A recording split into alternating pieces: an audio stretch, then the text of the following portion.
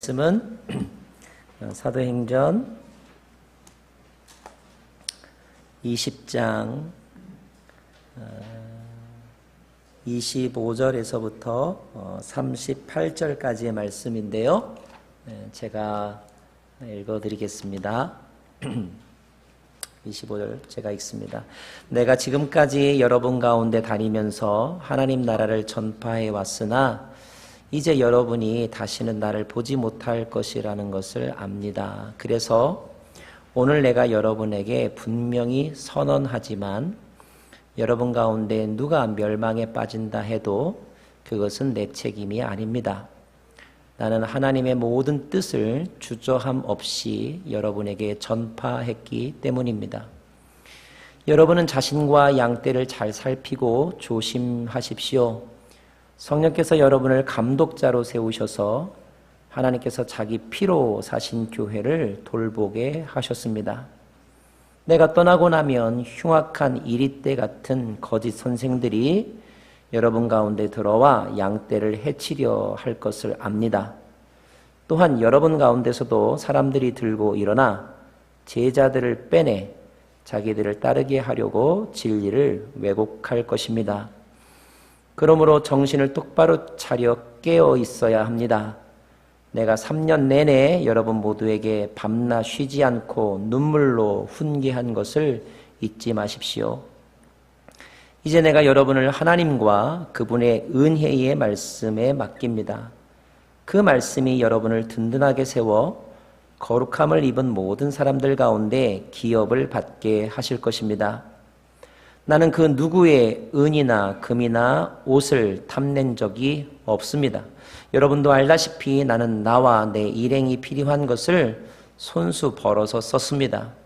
이처럼 내가 모든 일에 모범을 보였으니 여러분도 약한 사람들을 도우며 주는 것이 받는 것보다 복이 있다라고 하신 주 예수의 말씀을 기억해야 합니다. 바울은 이 말을 마치고 나서 그들 모두와 함께 무릎을 꿇고 기도했습니다. 그러자 그들은 모두 소리내어 울면서 바울을 껴안고 입을 맞추었습니다. 다시는 그의 얼굴을 보지 못할 것이라는 말 때문에 그들은 더욱 슬퍼하며 바울을 배 타는 곳까지 전송했습니다. 38절 말씀까지 낭독했습니다. 우리 한 번 더 기도하겠습니다.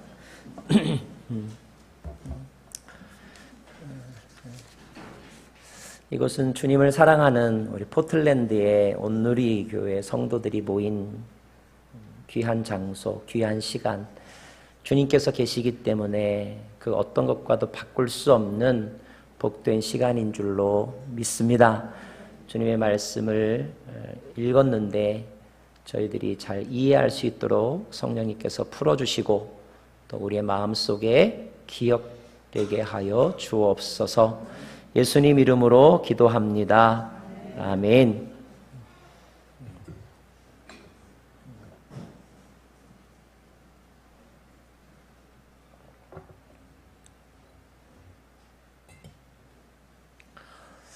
(2011년 8월 2일에) 온누리교회 개척자이시며 담임 목사님이셨던 하영조 목사님께서 돌아가셨거든요. 원래 암이라고 하는 질병을 가지고 있었기 때문에 언젠가 그런 날이 올 거라고 생각은 했었지만 막상 돌아가시니까 참 당혹스러웠습니다. 그분의 죽음을 슬퍼하고 추모하는 분위기가 아주 압도적이었는데, 그러나 또 그와는 별도로 한쪽에서는 걱정하는 소리들도 많았어요. 그 걱정은 뭐냐면, 이제 앞으로 온누리교회는 어떻게 될까? 누가 그 다음 담임 목사가 될까? 그리고 새로운 담임 목사 체제하에서 온누리교회는 아무런 문제가 없을까? 어떤 사람들은 주변의 몇몇 교회들의 예를 들면서 이제 온누리교회도 크게 흔들릴 거다, 이렇게 말하는 사람도 있었고요. 심지어 어떤 사람은 교회가 깨어질 거야, 이렇게까지 말하는 사람들도 있었어요. 그렇게 한 달이 가고 2달이 가고 석 달이 가고 1년이 가고 올해로 3년이 지났습니다. 물론 앞으로도 더 지켜보아야 되겠지만 그러나 지난 3년의 과정을 놓고 보면 온누리교회는 아주 아름다운 바톤 터치를 이룬 그런 교회가 되었어요. 여러분과 제가 그런 교회 멤버십이 된 것을 감사하시기 바랍니다. 그런데 어떤 교회들은 설립자나 또는 오랫동안 이렇게 목회하셨던 분이 떠나고 나면 크게 흔들리는 경우들이 있어요. 가정들도 그렇습니다. 어떤 가정은 아버지가 돌아가시고 나면 형제들이 뿔뿔이 흩어져요. 장소적으로도 흩어져서 살지만 정서적으로도 마음으로도 완전히 남남처럼 그렇게 되는 경우도 있고 또 재산 문제 가지고 싸우는 경우도 있고 그렇거든요. 왜 그렇게 되는 것일까? 지난주에 우리가 배운 말씀은 소명과 사명, 그죠? 콜링과 미션에 대해서 배웠죠. 사명을 가진 사람은 어떻게 살아야 하는지에 대해서도 배웠습니다. 소명에 감사하고 사명에 충성하자. 이런 메시지. 또 한번 같이 해볼까요? 부르심에 감사하고 맡은 일에 충성하자. 이런 교훈을 배웠어요. 충성한다는 것, 어떤 일에 최선을 다한다는 것은 참 아름다운 일인 것 같아요. 제가 이번 아울리치 팀 우리 멕시코에서 이렇게 섬기는 모습을 보면서 참 마음이 너무 좋았어요. 감동이 되었습니다. 사진 보셨겠지만 평소 안 하던 일이잖아요. 힘든 일이었습니다. 환경도 아주 좋지 않았어요.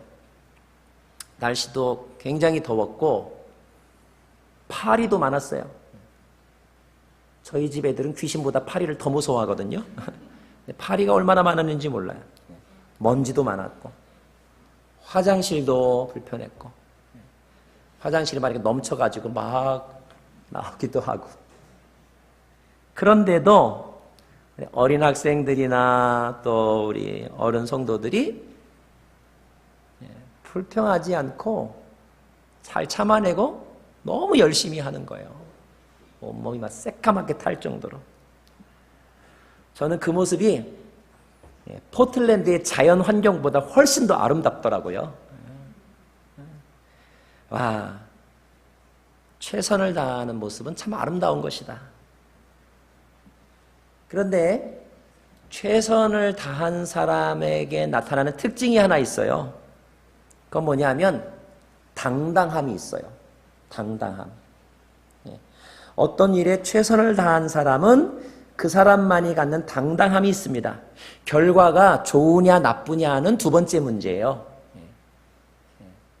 결과에 상관없이 그 과정 가운데 최선을 다했기 때문에 가질 수 있는 당당함이 있는데 우리는 바울에게서도 그런 모습을 발견할 수가 있어요. 26절 말씀, 26절 말씀 같이 읽어볼까요? 시작. 그래서 오늘 내가 여러분에게 분명히 선언하지만 여러분 가운데 누가 멸망에 빠진다 해도 그것은 내 책임이 아닙니다. 굉장히 당당하잖아요. 그리고 그 다음에 보면 나는 하나님의 모든 것을 주저함 없이 여러분에게 전파했기 때문입니다. 라고 되어 있습니다. 여기서 바울이 말한 것은 자기는 무책임하다 이런 뜻이 아니에요. 사실은 또 이런 말을 아무나 쉽게 해서도 안 됩니다. 이 말은 정말 최선을 다한 사람만이 할 수 있는 말이에요. 사랑하는 여러분, 무슨 일이 주어지든지 간에 최선을 다해서 합시다. 주보 접는 일도 할 거면 최선을 다해서 하고, 주일날 식사 당번이시면 기왕 할 거면 최선을 다해서 하자고요. 그래야 아름답습니다. 그런데 이 말, 오늘 이 말씀, 누가 멸망에 빠진다 해도 그것은 내 책임이 아닙니다 라고 하는 이 말씀은 우리에게 또 하나 중요한 영적 교훈을 가져다 주는데, 여러분, 영혼 구원에 대한 책임은 어디까지일까요? 자, 어떤 부모는 자기 자식이 공부를 잘 못한 것에 대해서 평생 수치심과 죄책감을 가지고 사는 사람들이 있어요. 그러나 엄밀하게 말하면 우리는 말을 물가에까지 데리고 갈 수 있을지는 몰라도 물을 억지로 먹일 수는 없는 거잖아요. 다른 사람의 구원에 대해서도 마찬가지입니다. 구원 문제에 대한 우리의 책임이 어디까지냐? 구약성경 에스겔서 3장 17절 말씀부터 살펴보면, 제가 읽어드릴게요. 사람아, 이스라엘의 집을 위해 내가 너를 파수꾼으로 삼았다. 그러니 내 입에서 나오는 말을 듣고 나의 경고를 그들에게 전하여라. 자, 내가 악한 사람에게 너는 반드시 죽을 거야 라고 말했는데, 너가 그에게 깨우쳐주지 않거나 또는 악한 사람이 자기의 악한 길에서 떠나 생명을 유지할 수 있도록 내가 경고하지 않는다면 그 악한 사람은 자기 죄로 인해 죽을 것이고, 내가 그 사람의 피에 대한 책임을 너에게 물을 것이다. 이렇게 돼 있어요. 너에게 물을. 19절 보면, 그러나 너가 그 악한 사람에게 경고했는데 그 사람이 그 사악함이나 악한 길에서 돌아오지 않았다면 그 사람은 자기 죄로 인해 죽게 될 것이지만 너는 내 목숨 구할 것이다. 다시 말하면 너는 책임이 없다. 이런 말씀입니다. 자, 이 말씀을 잘 생각해 보면 구원에 대한, 영혼을 살리는 것에 대한 우리의 책임은 우리의 사명의 범위까지예요. 자, 우리의 사명의 범위는 어디까지냐면 하나님이 우리에게 주신 그 복음을 말씀에 순종하여 그들에게 전하고 경고한 것, 최선을 다해서 전한 것, 여기까지가 우리의 몫입니다. 받아들이고 안 받아들이고 그 사람이 구원받고 안 받고는 나의 몫이 아니라 하나님의 몫이고 그 사람의 몫이라는 거예요. 그러므로 정확하게 말하면 우리가 다른 사람이 예수를 믿고 안 믿고까지 책임질 필요는 없어요. 우리가 책임져야 될 우리의 사명은 어디까지냐면 그 내용을, 전하라고 하는 말씀을 최선을 다해서 전했는가, 여기까지라는 거예요. 그러므로 여러분, 너무 지나치게 내가 저 사람 전도해서 구원시켜야지, 어떤 뜻인지는 알겠는데 그 말을 잠깐 오해하면 마치 자기가 구원시킬 수 있는 것인 양 착각할 수 있거든요. 그런 착각은 하지 마시기 바랍니다. 자, 이런 말을 한 바울은 이제 그 다음에 지금 에베소 교회 장로들을 만나고 있잖아요. 에베소 교회 리더에게, 그들에게도 맡은 일에 최선을 다하라고 강조합니다. 그 말씀이 이제 28절이죠. 28절 말씀 같이 읽겠습니다. 시작. 여러분은 자신과 양떼를 잘 살피고 조심하십시오. 계속요. 성령께서 여러분을 감독자로 세우셔서 하나님께서 자기 피로 사신 교회들을 돌보게 하셨습니다. 자기 자신을 먼저 잘 지키고 성도들을 잘 보살펴라 라고 말씀하고 있습니다. 왜냐하면 그것들을 공격하는 그런 세력들이 있을 것이기 때문이에요. 누가 공격하느냐? 29절 보니까 흉악한 이리떼 같은 거짓 선생들이 나타날 거라고 그랬어요. 외부로부터의 공격이 있다는 것입니다. 그때 당시에 1세기 당시에 교회를 힘들게 하는, 교회 다니는 사람들을 힘들게 하는 공격에는 어떤 것들이 있었느냐면, 첫째는 유대인들이었어요. 유대인들, 유대교를 믿는 사람들. 그들은 자신들이 믿는 여호와 하나님을 이방 사람들이 믿는 것에 대해서 막 불쾌하게 생각을 했습니다. 게다가 자신들과 같은 유대인들이 예수를 믿기 위해 기독교로 개종하는 것을 더 싫어했어요. 그래서 공격하고 방해했습니다. 또 하나는 크리스찬들인데 유대주의적인 크리스찬들이에요. 다른 말로 하면 율법주의자들이라고 말할 수 있습니다. 이들은 기독교인이 되기는 했지만 율법적인 마인드가 아직도 강하게 있는 사람들이었어요. 그래서 그들은 만약에 이방인이 구원 얻으려면 예수만 믿어서는 안 된다. 할례도 받아야 되고 율법도 지켜야 된다라고 주장했던 사람들입니다. 또 만약에 이방인들이 구원을 받는다 하더라도 그 이방인은 유대인보다는 열등하다. 우리보다는 좀 수준이 떨어진다. 이런 생각을 가지고 있었던 사람들, 그런 사람들을 유대주의적 크리스찬들, 주위시 크리스찬이라고 이렇게 말합니다. 바울은 이런 사람들을 오늘 흉악한 이리떼 같은 거짓 선생들이라고 말하고 있어요. 그래서 그런 사람들이 되지도 말고 그런 사람들로부터 성도들을 잘 지켜야 된다. 이렇게 말하고 있는 것입니다.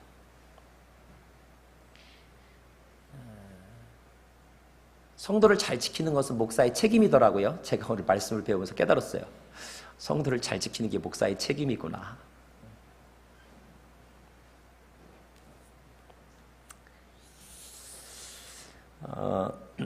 그러면서 또 하나 조심해야 될 내용을 말하거든요. 30절 말씀 볼게요. 30절. 읽겠습니다. 시작. 또한 여러분 가운데서도 사람들이 들고 일어나 제자들을 빼내 자기들을 따르게 하려고 진리를 왜곡할 것입니다. 외부에서도 있지만 여러분 가운데서도 있을 거라는 거예요. 자, 오랫동안 어떤 공동체를 이끌던 지도자가 죽거나 아니면 물러나고 나면 그 후에 그 조직 내에서 큰 혼란이 생기는 경우들이 있습니다. 주로 이제 그 다음 누가 그 자리를 차지하느냐를 가지고 서로 경쟁하기 때문이죠. 근데 이 경쟁이 이렇게 오픈 레이스면 괜찮아요. 선의의 경쟁이니까. 그런데 오픈 레이스에는 뛰어들지 않으면서 뒤에서 또는 비공식적으로 경쟁하고 또 줄당기기 하는 그런 일들이 많아진다는 거죠. 교회 안에도 그런 일이 생겨날 수 있습니다. 주로 어떤 사람들이 그렇게 될 가능성이 있느냐 하면 잘 들으세요. 아주 열심히 헌신한 사람들에게서 또 역사와 내용을 잘 알고 있다고 생각하는 사람들에게서 또 그동안 꾹꾹 참으면서 지내왔다고 생각하는 사람들 가운데서 또 권력에 대한 본능적인 욕심이 강한 사람들에게서 그런 일들이 일어날 가능성이 많습니다. 그런 사람들은 이제까지 그들 모임을 이끌던 지도자가 사라지고 나면 이제 나서기 시작하죠. 우리말에 호랑이가 없는 곳에서는 토끼가 왕노릇한다 이런 말이 있거든요. 영어 속담에는 When the cat is away, the mice will play 이런 말이 있어요. 자, 점점 자기 목소리를 내기 시작합니다. 그런데 그런 말들 중에는 이른바 셀프 가스펠, 자기 복음이라고 부르는 것들이 나와요. 자기 복음, 자기가 깨달은 것을 절대시해서 강조하는 메시지입니다. 그리고 사람들을 자기 편으로 모아가죠. 오늘 말씀은 그런 사람이 되지 않도록 조심하라는 거예요. 왜 그런 사람이 돼서는 안 되느냐 하면 그것은 예수님을 따르게 하는 것과 반대가 되기 때문입니다. 오늘 말씀 뭐라고 되어 있어요? 자기들을 따르게 하려고 하기 때문에 하면 안 된다는 거예요. 참된 진리와 완전한 진리는 오직 예수님밖에 없죠. 교회는 예수님을 따르는 공동체여야 하지 사람을 따르는 공동체가 돼서는 안 됩니다. 교회의 지도자는 예수님을 따르도록 만들어야지 자기를 따르게 해서는 안 되죠. 일대의 양육자는 동반자가 예수님을 닮게 해야지 자기 세력을 만들면 안 되는 거죠. 바울은 그것을 지금 말하고 있는 거예요. 왜요? 바울은 알고 있었어요. 경험으로 알고 있었고 성령이 주시는 지혜로 알고 있습니다. 앞으로 이러이러한 일이 일어날 것이다. 외부의 공격이 있을 것이다. 그리고 무엇보다도 너희들 마음속에서 자기가 인정받으려고 하는 욕구가 강해질 것이다. 그런데 그런 것들로부터 너 자신을 지키고 그런 것들로부터 성도들을 지켜내지 아니하면 교회는 변질될 수 있다. 그러면 안 된다. 그렇게 말하는 것입니다. 그래서 오늘 31절에 이렇게 말하고 있는 거예요. 정신을 똑바로 차려서 깨어 있어야 된다. 정신을 똑바로 차려라. 그리고 내가 지난 3년 동안 눈물로 밤낮 쉬지 않고 훈계한 것을 잊어버리지 말아라. 여러분, 정신 똑바로 차리라는 말이 뭘까요? 그러면 그때부터 이제 사람들 무슨 한마디 하면 그 튀는 눈을 막 꺼집어내면서 막 비판하고 분석하고 막 그 속셈을 막 따지고 이러는 게 정신 똑바로 차리는 것일까요? 아니에요. 정신을 똑바로 차리라는 말은 기본을 충실하라. 기본을 잊지 말라는 것입니다. 기본을. 그러면 교회의 기본이 뭘까요? 교회란 무엇인가? 라고 물으면 뭐라고 여러분 대답하시겠어요? 교회가 무엇인지를 반드시 기억하고 있으라는 것입니다. 오늘 말씀에 28절 보세요. 28절에 보면 이렇게 되어 있습니다. 성령께서 여러분을 감독자로 세우셔서 하나님께서 자기 피로 사신 교회, 하나님께서 자기 피로 사신 교회라는 그런 표현이 나옵니다. 교회는 하나님이 자기 피로 사셨다는 거예요. 그러면 교회는 누구 거예요? 하나님의 것입니다.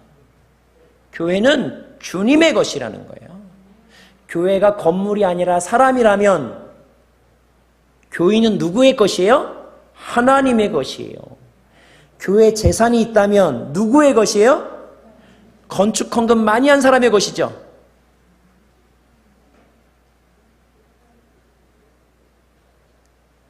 그 교회가 깨어질 때 끝까지 남아있었던 교회 성도의 것인가요? 그때 목사의 것인가요? 아니에요. 교회 재산도 교회의 것입니다.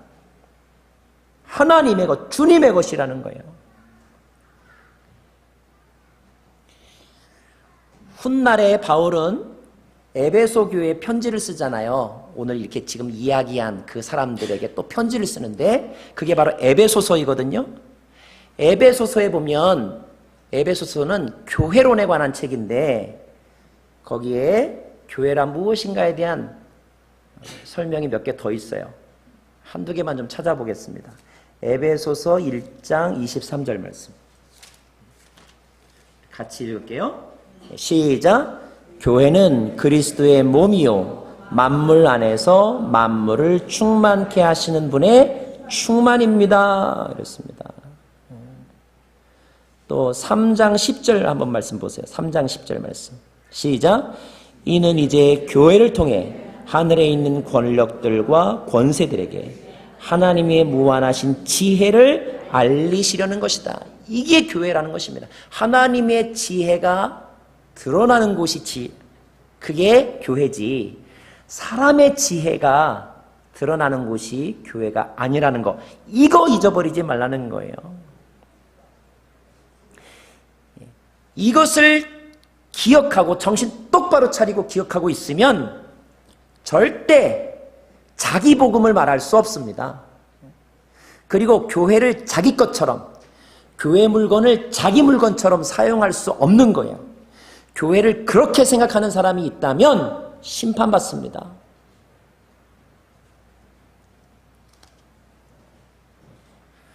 더불어서 오늘 바울은 뭐라고 말하냐면 31절에 내가 3년 내내 여러분 모두에게 쉬지 않고 눈물로 훈계하는 것을 잊지 마라 라고 되어 있잖아요. 교회는 사도들의 가르침 위에서 든든히 세워져 가는 것입니다. 이른바 뼈대 있는 집안, 전통 있는 가문은 뭐가 다른가 봤더니요, 부모님이나 그 할아버지들이 하셨던 중요한 교훈 또는 가훈, 패밀리 인스트럭션, 이런 것들이 자녀들에게 살아있어요. 살아있습니다. 그것을 가르치죠. 이른바 콩가루 집안은 그런 게 없어요. 자, 사도들의 가르침도 에베소서에 많이 나와 있는데 그 중에 한두 구절을 또 여러분 같이 한번 보겠습니다. 에베소서 4장, 에베소서 4장 1절에서부터 3절까지의 말씀, 그냥 여러분 말씀 그대로를 그냥 읽으시면 돼요. 읽겠습니다. 시작. 그러므로 주를 위해 갇힌 몸인 나는 여러분에게 권면합니다. 여러분은 부르심을 받았으니 그 부르심에 합당하게 사십시오. 온전히 겸손하고 온유하게 행동하고 오래 참음으로 행동하되 사랑 가운데 서로 용납하고 화평에 매는 줄로 성령께서 하나 되게 하신 것을 힘써 지키십시오. 이 가르침 잊어버리지 말아라. 자, 4장 21절 말씀부터 볼까요? 참으로, 시작. 참으로 여러분은 진리가 예수 안에 있는 것 같이 그분에게서 듣고 또한 그분 안에서 가르침을 받았습니다. 가르침의 내용은 거짓된 욕망을 따라 옛 습성을 쫓아 썩고 있는 옛사람을 버리고 심령으로 새롭게 돼 하나님을 따라 의와 진리의 거룩함으로 지으심을 받은 새 사람을 입으라는 것입니다. 그러므로 여러분은 거짓을 버리고 각자 자기 이웃과 더불어 진실을 말하십시오. 왜냐하면 우리가 서로 한 몸의 지체들이기 때문입니다. 화를 내어도 죄를 짓지 마십시오. 해가 지도록 화를 품지 말며 마귀에게 틈을 주지 마십시오. 이런 가르침들을 기억하고 있어야 된다는 거예요.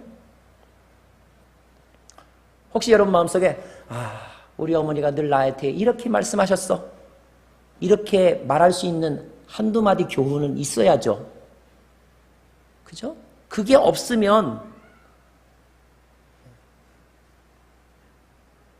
집안의 전통이나 교훈을 물려받은 게 아니죠. 교회는 사도들의 가르침을 뼈대로 하여서 든든히 세워져 가는 것입니다. 자, 에베소 교회 장로들과 헤어지면서 바울은 어떤 생각을 했을까요? 이제 이 교회를 누구한테 맡기지? 후계자를 정해야지. 그런 고민했을까요? 오늘 말씀 보면 바울은 후계자 정할 걱정을 안 했던 것 같아요.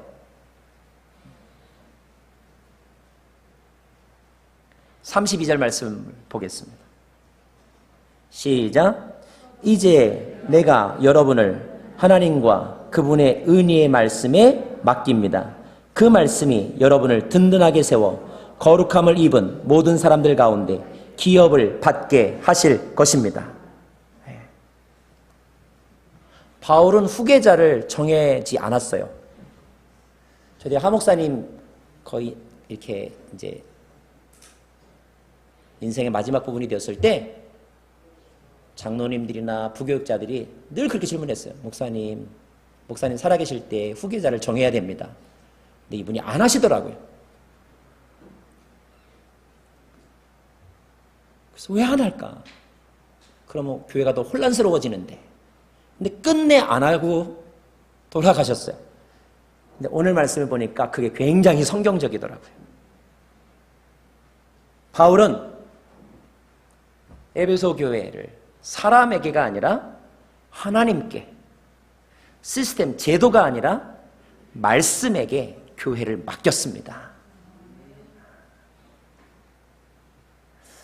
여러분, 이스라엘 역사적으로 보면 하나님과 말씀에 의해서 공동체가 움직이던 시대가 있었어요. 그 시대가 어떤 시대냐 하면 이스라엘 백성들이 애굽에서 나와서 광야 생활하고 가나안 땅에 들어가서 12지파에게 땅을 분배하고 난 다음에, 자, 그때 하나님은 여러분 보세요. 모세의 후계자가 여호수아죠. 근데 여호수아 다음에는 후계자가 없어요. 후계자를 정해두지 않으셨어요. 왕도 없었어요. 왕도 없었어요. 자, 그렇다면 그 공동체는 누가 다스렸을까요? 오직 말씀만이 그 공동체를 다스렸습니다. 말씀만이. 그것이 원래 하나님의 계획이었어요. 우리는 그 시대를 사사시대라고 말하죠. 물론 어떤 사람들은 사사시대 하면 혼돈과 무질서의 시대라고 말합니다. 하지만 영적으로는요, 여러분, 영적으로는 그 공동체가 어떤 한 사람의 왕에 의해서 다스려지지 않고 그때그때 하나님의 말씀과 성령의 사람들에 의해서 다스려지던 시대가 사사시대입니다. 이것이 원래 하나님의 꿈이에요. 하나님의 계획이었어요. 만약에 어쩔 수 없어서 왕을 세워야 한다면, 그죠? 이스라엘 사람들이 막 왕 세워달라고 그랬잖아요. 어쩔 수 없이 왕을 세워야 한다면 그 왕도 말씀 아래에 있는 왕이어야 합니다. 마찬가지예요. 여러분, 자, 목사 없는 교회는 어떨까요? 순장 없이 순모임 하면 어떨까요? 그래도 할 수 있으면 좋습니다. 그러나 만약에 어쩔 수 없이 목회자가 있어야 되고 순장이 있어야 한다면 그 목회자는 말씀 아래에 있는 목사여야 하는 거예요. 교황도 말씀 아래에 있어야 하는 것입니다. 교황도 말씀, 성경 아래에 있어야 한다는 것이 개신교의 영성이에요. 그게 종교개혁의 영성이라고요. 캐톨릭은 성경과 교황이 같은 위치예요. 또는 성경보다 교황이 더 위에 있어요. 개신교 영성은 뭐 호칭이 교황이 됐든지 교왕이 됐든지 교종이 됐든지 여하튼 말씀 아래에 있는 거예요. 이게 개신교의 영성입니다. 이게 우리의 영성인 거예요, 여러분.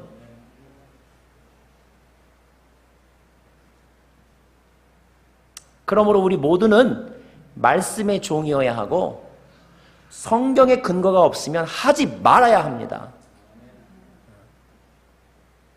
오늘 말씀 제목이 교회를 지키십시오 이거거든요.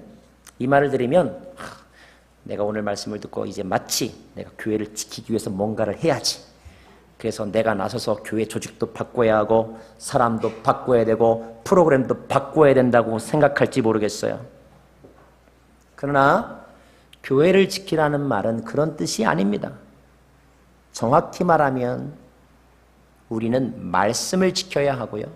우리가 말씀을 지킬 때 말씀이 우리를 지켜주시고 말씀에 의해 교회가 든든히 세워져 가는 것입니다.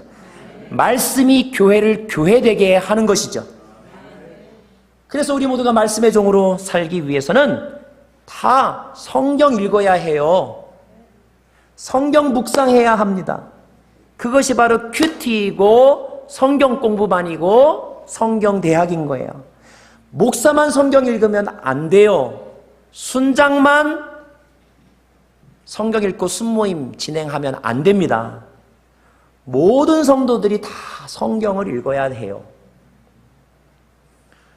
우리 성도님 가운데 어떤 분이 여름에 휴가로 갔는데 바닷가에서 며칠 보내고 오셨대요. 그래서 제가 맛있는 거 많이 드셨어요? 얼마나 좋았어요? 라고 물었더니 이분이 하신 말씀이 가서 성경 일독하고 오셨다고 그러더라고요. 제가 목사로서 너무 마음이 기뻤고 존경스러웠어요. 아마 이 가운데도 올해 성경 읽기 연초에 결심하고 다 읽으신 분 또는 신약만이라도 읽으신 분 계실 거예요. 또 지금도 큐티 꾸준히 하는 분 계실 겁니다. 예, 말씀을 읽어야 우리의 삶이 교회가 되는 것입니다. 물론 어떤 경우는요, 같은 본문을 가지고 해석이 달라도 너무 달라요. 심지어 같은 설교를 여기서 여러분이 다 들었는데도 친교 시간에 물어보면 다 해석이 달라요. 어떻게 달라도 저렇게 다를까? 어디 갔다 오셨나? 이런 생각이 들 때도 있어요. 그래서 그 해석의 차이 때문에 논쟁을 하기도 하죠. 그 해석의 차이 때문에 교단도 갈라지기도 합니다. 그러나 여러분, 그런 논쟁은 괜찮아요. 괜찮아요. 논쟁 때문에 성경 못 읽게 할 수는 없어요. 그냥 우리 모두가 완전하게 진리를 다 알지 못한다는 것. 그래서 겸손한 마음으로 서로 나누고 배우는 자세로 답을 찾아가면 되는 것입니다. 누가